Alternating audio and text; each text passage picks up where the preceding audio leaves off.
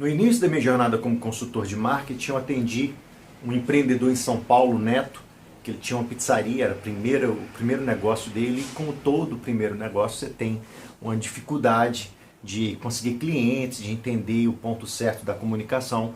Então eu fui lá atender o Neto e ele tinha uma característica muito bacana, ele era um cara que tinha uma energia absurda. Na verdade eu fui atender o casal, né? É o Neto e a Lúcia, que eram donos dessa pizzaria.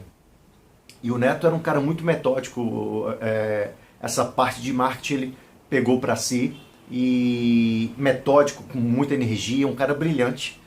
E o que a gente falou, o que eu passei para ele, foram coisas muito mais ligadas à comunicação visual da loja dele, com o que ele queria apresentar.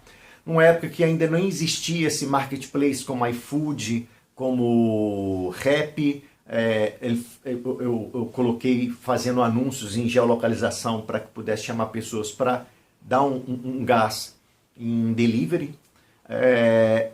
Ele fez tudo isso, cresceu bastante, deu muito certo o processo dele, mas muito mais mérito dele do que da minha consultoria, porque o que eu passei para ele foram coisas que dariam resultado, mas todo sucesso geralmente depende muito mais do empreendedor do que do consultor, de colocar em prática, de acertar, de errar, voltar novamente, corrigindo o que você errou.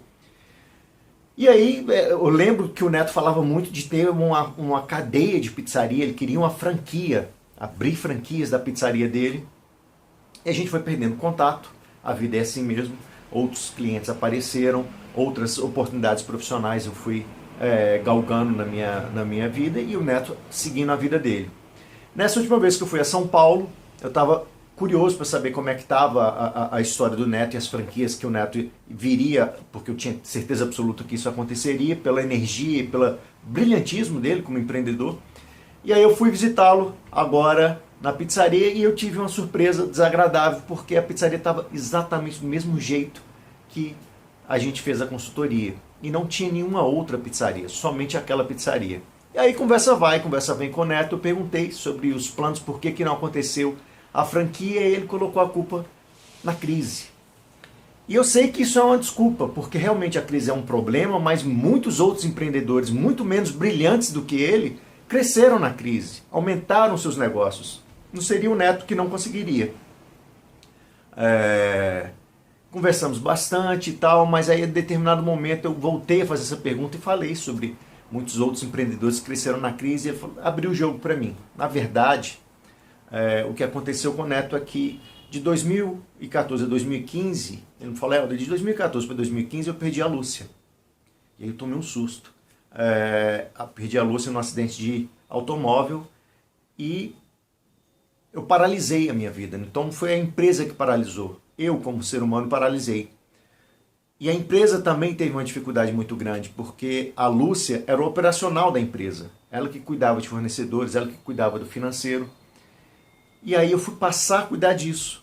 E isso me toma todo o tempo. E eu não consegui parar mais, nem tive energia, para falar a verdade, para continuar a crescer. Foi por conta dessa conversa com o Neto que eu tive o insight de fazer essa pergunta para a minha lista. Se você está passando por esse problema, se você está sendo totalmente tomado pelo operacional e não consegue raciocinar. Inclusive, se você quiser saber o que eu falei para o Neto, dá um joinha aí, que eu mandei para todo mundo que deu joinha naquela pergunta que eu fiz, a resposta, o que eu falei para o Neto, como é que você consegue resolver essa equação. Mas mais importante que isso, da questão técnica, é que eu saí da pizzaria, eu passei para o Neto, claro, o que ele deveria fazer, e eu tenho certeza que ele vai fazer e vai ter sucesso, mas eu fiquei pensando na minha viagem agora, voltando de São Paulo para chegar aqui em BH, por que a gente faz as coisas que a gente faz? Por que a gente empreende? E por que o Neto paralisou? Não era uma questão só técnica, não era só uma questão de ele não estar conseguindo tocar a empresa dele porque o operacional tomou conta. Porque por trás do nosso desejo tem pessoas. A gente levanta todo dia para dar uma vida melhor para o filho, para dar uma vida melhor para a família, para a esposa, para sonhar junto, se desafiar como casal, para que a gente possa agregar pessoas em volta do nosso negócio, amigos, familiares, pessoas que a gente admira, que façam com que a gente cresça. a gente trabalha por conta de pessoas, e o Neto perdeu a principal pessoa que fazia ele sonhar junto. Então, quando ele perdeu alguém que fazia ele sonhar junto, ele paralisou a empresa.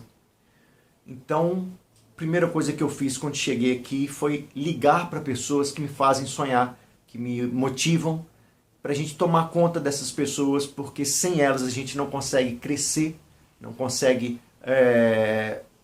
dar os passos para a gente começar a crescer nosso empreendimento, crescer como pessoa, crescer em todos os sentidos da nossa vida. Então, acho que essa é a mensagem que eu queria passar para vocês. Excelente semana e cuidem das pessoas que nos fazem levantar todo dia para a gente empreender. Abraço para vocês.